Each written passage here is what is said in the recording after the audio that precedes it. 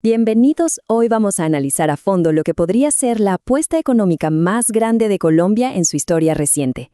Una decisión que tiene al país entero debatiendo su futuro.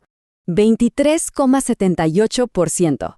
Hay que quedarse con esta cifra, porque es el número que está en el centro de toda esta historia.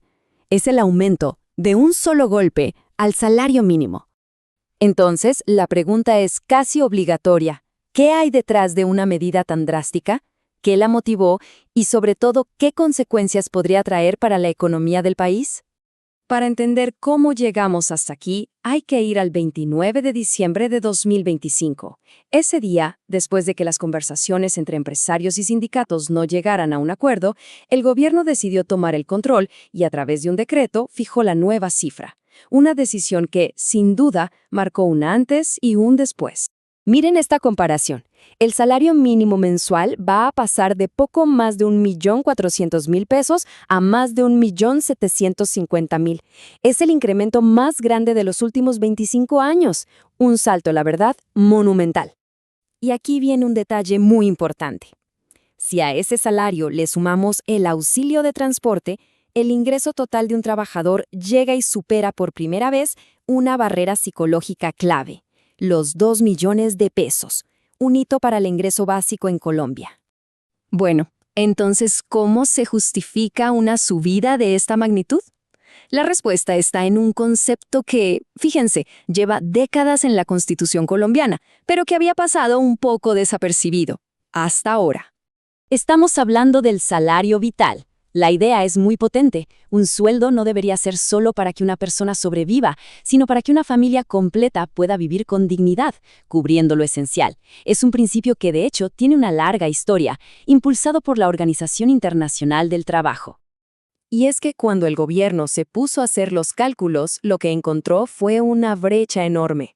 Se estimaba que el salario vital para una familia en 2025 era de más de 2,2 millones de pesos.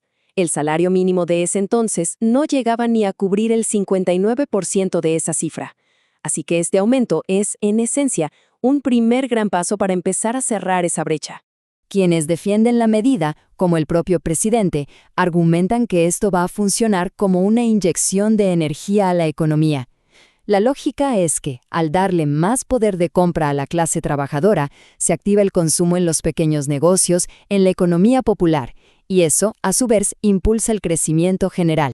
Pero claro, casi al mismo tiempo que se celebraba la noticia, desde el otro lado, economistas y gremios empresariales empezaron a lanzar serias advertencias. Vamos a ver cuáles son esos riesgos que identifican.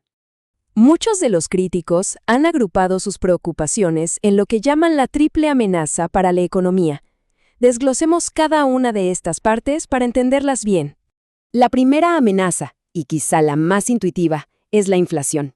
El miedo es muy concreto. Las empresas, sobre todo las más pequeñas, al tener que pagar más en salarios, podrían no tener otra opción que subir sus precios. Y esto en un momento en que el Banco de la República ya estaba viendo señales preocupantes de alzas generalizadas. Segundo punto, y este es un tema crónico en Colombia, la informalidad. Ojo a este dato, más de la mitad de la fuerza laboral del país está en la informalidad. Un aumento tan brusco del salario mínimo podría generar un incentivo no deseado, que más empresas opten por contratar sin papeles para evitar los costos, o incluso que aceleren la automatización para reemplazar mano de obra. Aquí llegamos a un punto fundamental para entender el alcance de todo esto. La decisión no solo afecta a quienes ganan el mínimo, su impacto se expande por toda la economía, como si fuera una pieza de dominó que derriba a las demás.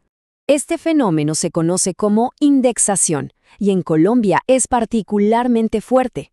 Resulta que más de 70 tarifas, costos y servicios están legalmente atados al aumento del salario mínimo.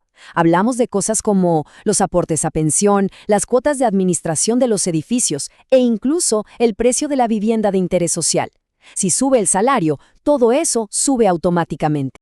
Para reforzar sus advertencias, los críticos de la medida están usando un ejemplo histórico muy polémico, el de su país vecino, Venezuela. Miremos con atención esta secuencia. En 2011, En Venezuela se decretó un aumento salarial importante. Lo que vino después, como sabemos, fue una espiral de inflación que con los años terminó en una de las peores crisis económicas que se han visto en la región. Por supuesto, aquí es clave presentar la contraparte. Quienes defienden el aumento insisten en que la economía colombiana es hoy mucho más sólida y estable que la venezolana de aquella época. Argumentan que los contextos son completamente distintos y que los riesgos, por lo tanto, están bajo control. Y todo esto nos lleva a la conclusión inevitable. Esta decisión es en toda regla una apuesta sobre el futuro económico y social de Colombia. La pregunta final entonces queda en el aire. ¿Estamos ante un paso valiente y necesario hacia una sociedad más justa o frente a una jugada económica arriesgada que podría salir mal? Solo el tiempo y los datos de 2026 nos darán la respuesta.